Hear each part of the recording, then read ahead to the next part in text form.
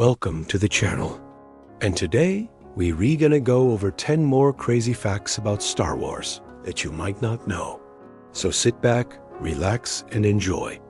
May the Force be with you. Fact number 1. George Lucas's original vision for Star Wars was much different. In an early draft of the script, there were no less than 30 characters slated to appear in the movie. This included a bounty hunter named Bosk, a cyborg assassin called IG-88, and even a Jedi Master who would have mentored Luke Skywalker. However, as production went on, many of these characters were cut from the final version of the film. For example, the bounty hunter Bosk was changed to Greedo, and the cyborg assassin IG-88 was scrapped entirely. The Jedi Master, meanwhile, became Obi-Wan Kenobi. This is interesting because it shows how Lucas had to make tough decisions about what to include in his movie. He knew that he couldn't cram too many characters into the story, or else it would become too convoluted. By cutting some of the more extraneous characters, he was able to focus on developing the ones that really mattered. This is one of the reasons why the original Star Wars movie is so well-paced and engaging. Lucas didn't try to cram too much into the story. He focused on the main characters and their relationships, and that made the movie all the more enjoyable for audiences. Fact no. 2. The first Star Wars film almost caused a real war. When George Lucas began casting about for locations to shoot his upcoming space epic, he had two very specific requirements. First, he wanted to shoot on a soundstage to allow for more control over the environment. Second, he needed a desert to use as a backdrop for some of the film's key scenes. At the time, Tunisia was a relatively unknown filming location, but Lucas thought it looked just right for the role. Unfortunately, the country was in the middle of a civil war at the time, and the US government advised against filming there. Undeterred, Lucas and his crew headed to Tunisia anyway. As it turned out, they were able to complete filming without incident, and the movie was a huge success.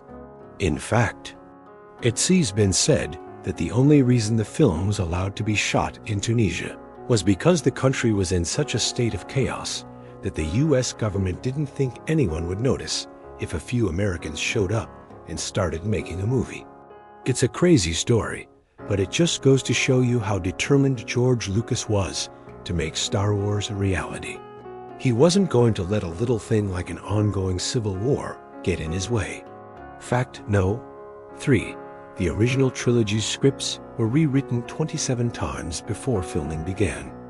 It's no secret that George Lucas is a perfectionist, but few people know just how much work he put into the script for the original Star Wars trilogy. Between 1973 and 1977, Lucas and his team of writers completed 27 different versions of the script before filming began.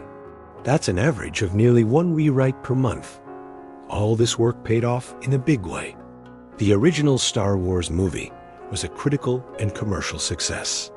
In fact, it was so popular that 2 sequels were produced in quick succession. But it's hard to imagine that any movie could undergo that many rewrites and still come out as strong as Star Wars did. It just goes to show you how important the script is to a movie's success. If you've got a great script, you're off to the races. But without it, even the best cast and crew in the world can't save your movie. Fact number 4. The Cantina Band in the original Star Wars movie was made up of real musicians. When casting about for actors to play the various aliens in the cantina scene, director George Lucas decided to go with real musicians instead of actors. This may not seem like a big deal now, but at the time, it was a bold move. Musicians weren't exactly known for their acting ability, so it was risky to cast them in major roles. But Lucas's gamble paid off. The Cantina Band's performance is one of the highlights of the original movie. The actors were able to bring a level of energy and enthusiasm to the roles that really brought the scene to life. It's hard to imagine the cantina scene without the music. The Cantina Band's performance is so iconic that it has been referenced and parodied numerous times in subsequent movies and TV shows. In fact, the band was so popular that Lucas actually gave them their own theme song. This is pretty rare for a movie to do, so it just goes to show you how beloved the Cantina Band is by fans. The Cantina Band isn't just a group of background characters. They're an integral part of the Star Wars universe. Fact No. 5. Some of the most famous lines in Star Wars history almost didn't make it into the movie. Some of the most famous lines in Star Wars history almost didn't make it into the movie. In fact, many of the iconic quotes from the original Star Wars trilogy were ad-libbed by the actors. This includes lines like, "May the Force be with you," "I find your lack of faith disturbing," and "Great kid, now we're all gonna die." Of course, these lines ended up in the movie, and they've become part of pop culture lexicon.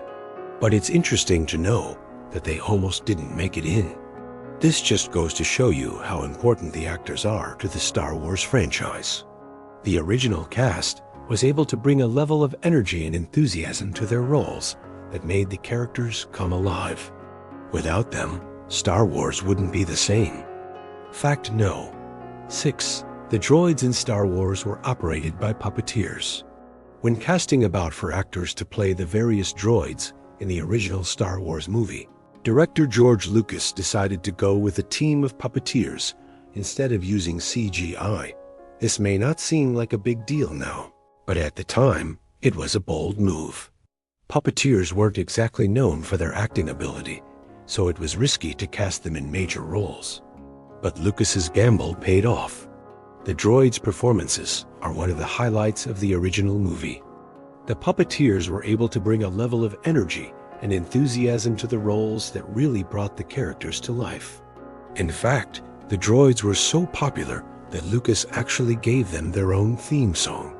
This is pretty rare for a movie to do, so it just goes to show you how beloved the droids are by fans. The droids aren't just a group of background characters. They're an integral part of the Star Wars universe. Fact number 7. Star Wars was one of the first movies to use a computer-generated imagery.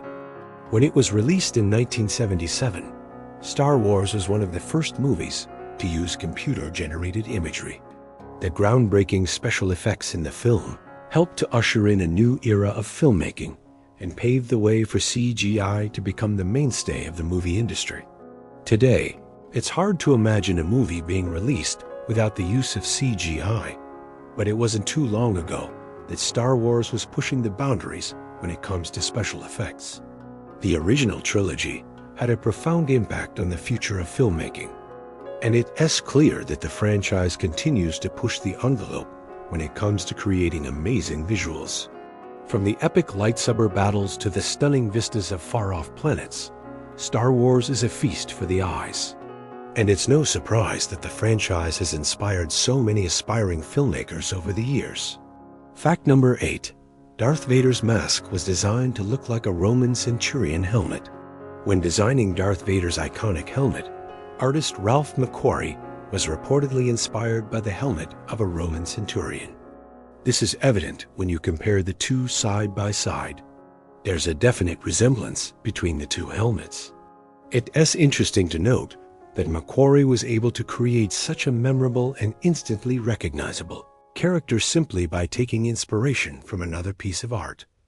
This just goes to show you the power of art and how one person's creativity can inspire another. McQuarrie's design for Darth Vader is truly iconic, and it's hard to imagine the character without his distinctive helmet. Fact number 9. The Millennium Falcon was named after a real-life ship. When naming the Millennium Falcon, George Lucas was reportedly inspired by the name of a real-life ship, the USS Falcon. This is interesting because it shows that Lucas was able to take something from the real world and make it his own. The USS Falcon is a fictional ship that appears in the Star Trek universe. So Lucas was able to take this name and apply it to his own creation in a unique and interesting way. The name Millennium Falcon makes sense for a number of reasons. For one, the ship is meant to represent the next generation of starships. As such, it needs a name that reflects its forward-thinking design.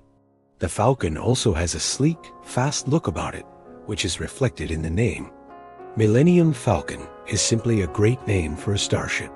It's memorable, it's unique, and it fits the character perfectly. Fact number 10. R2-D2 was originally supposed to be a G-shaped droid. When designing the look of R2-D2, George Lucas reportedly had a very specific idea in mind. He wanted the droid to be shaped like a can of Coke.